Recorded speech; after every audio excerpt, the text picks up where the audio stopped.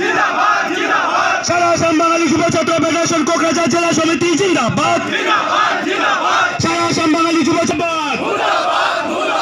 প্রতিটা জেলা মুর্দাবাদ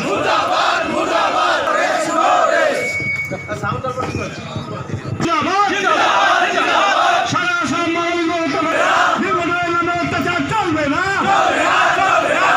এরকম অত্যাচারের ঝড় বয়েছিল আমরা দেখেছি 1983 সালে প্রতিবাদে 1990 সালে কিছু বুদ্ধিজীবীরা আমার এনআরসির যেটু ফাইনাল ড্রাফট উলিয়ালে সেই ফাইনাল ড্রাফত আমার বৈধ উপযুক্ত নথিপত্র থকা সত্ত্বেও আমার হিন্দু বাঙালির নামসকল আমার ইয়ার এনআরসিত অন্তর্ভুক্ত করা নাই। ইয়ার প্রতিবাদত আমি আজি এই অৱস্থান ধৰ্মঘট কাৰ্যসূচী লৈছোঁ।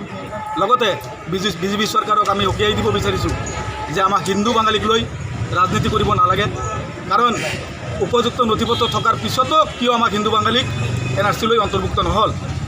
আজি অমিত শ্বাহ ডাঙৰীয়া অসমলৈ আহিছে, অহাৰ পিছত তেখেতে ক'লে কেব আনিব। আমাৰ বৈধ নথিপত্ৰ থকাৰ পিছত কেবৰ লগত আমাৰ কি সম্পৰ্ক আছে? বৈধ নথিপত্ৰ আছে, সিহঁতক এনএছকেত গৈ এনএছকেত উপযুক্ত বিষয়ে নিযুক্তি দি হ'লেও আমাৰ এনএছকেৰ মাধ্যমত আমাৰ হিন্দু বাঙালীৰ সমস্যাবিলাক সমাধান কৰক, এইটো আমাৰ দাবী। আপোনালোকক কি বাদ পৰিলে? আপোনালোক যিহেতু হিন্দু বঙালী, এইটো আমাৰ লগত ৰাজনীতি। অকল আমি হিন্দু বেংগলী হিচাপত আমি ভাবিছোঁ যে আমাৰ লগত ৰাজনীতি কৰি ৰাজনীতিৰ বলিৰ কথা আমি হৈছোঁ আজিৰ দিনত। এইটো ক্লিয়াৰ, আমাক ৰাজনীতিভাৱে আমাক হত্যা কৰা হৈছে আজিৰ ডেটত। অসমত কিমান সংখ্যক আছে বঙালী জনগোষ্ঠী? বঙালী জনগোষ্ঠী আমাৰ প্ৰায় 80 লাখ বেংগলী আছে, হিন্দু বেংগলী। তাৰে মাজতে আজিৰ আমি অনুমানিক প্ৰায় 10-11 লাখ মানুহ আমাৰ হিন্দু বেংগলী আজি বৈধ নথিপত্ৰ থকাৰ পিছতো নাম অহা নাই। চৰকাৰে কি তেনেকৈ কৰিলে আপোনাৰ এনআৰচি ক্ষেত্ৰত? চৰকাৰে কিয় কৰিলে? চৰকাৰে এইটোক লৈ ৰাজনীতি কৰি আছে। চৰকাৰে এইটোক লৈ ৰাজনীতি কৰি আছে, কিয়নো আমি এটাই কথা বুজিছোঁ, এটাই কথা জানিছোঁ, আমাক উপযুক্ত নথিপত্ৰ থকা সত্ত্বেও প্ৰতীক হাজলা ডাঙৰীয়া তেখেতে কেনেকৈ এই বৈধ নাগৰিকবিলাকৰ নাম এনআৰচিত অন্তৰ্ভুক্ত নকৰিলে। তাৰ কাৰণে আমি প্ৰতীক হাজলা ডাঙৰীয়াক আমি ধিক্কাৰ দিছোঁ, ধিক্কাৰ জনাইছোঁ। আজি এই এনআৰচিৰ নামত প্ৰায় 1600 কোটি টকা ব্যয় হৈছে আৰু হ'ব, কিন্তু সেই ইমান টকা আমাৰ ৰাজহ টকা চৰকাৰী টকা ব্যয় হোৱাৰ পিছতো আমাৰ এনআৰচিখন আমি ত্ৰুটিমূলক পালোঁ। এনআৰচিখন আমি সঠিক বা শুদ্ধ ৰূপত আমি পোৱা নাই।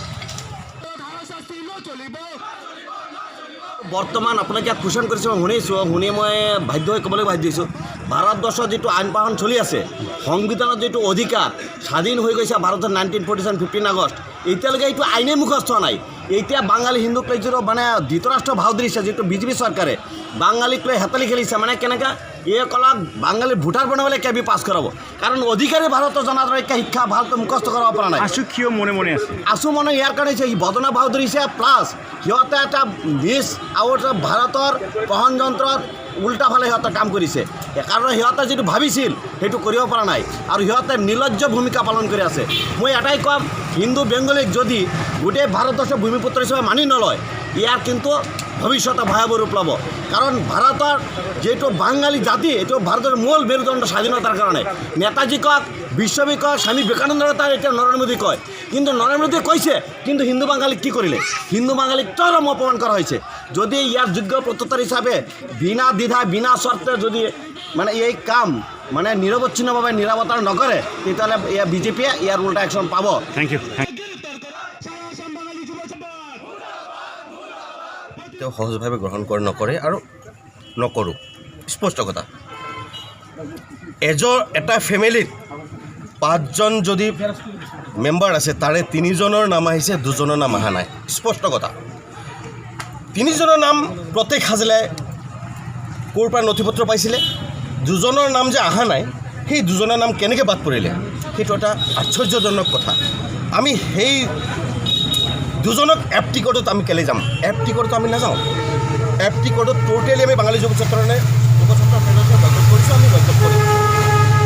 3জনৰ নাম আহিছে, 2জনৰ নাম অহা নাই, 2জনৰ নাম এপটিকটত কোনে যাব? যি অবৈধ বাংলাদেশী বুলি সন্দেহ কৰা হৈছে তেওঁহে যাব। যদি আমি অবৈধ বাংলাদেশী বুলি আমি চিনাক্ত হৈছিলোঁ, আমি 5জন পৰিয়ালে 5জন মেম্বাৰে হ'ব লাগিছিলে। 3জন আহিল, 2জনৰ ক্ষেত্ৰত আমি কেলৈ যাম? এপটিকট প্ৰথম বয়গস্ত আমি নিবিচাৰোঁ।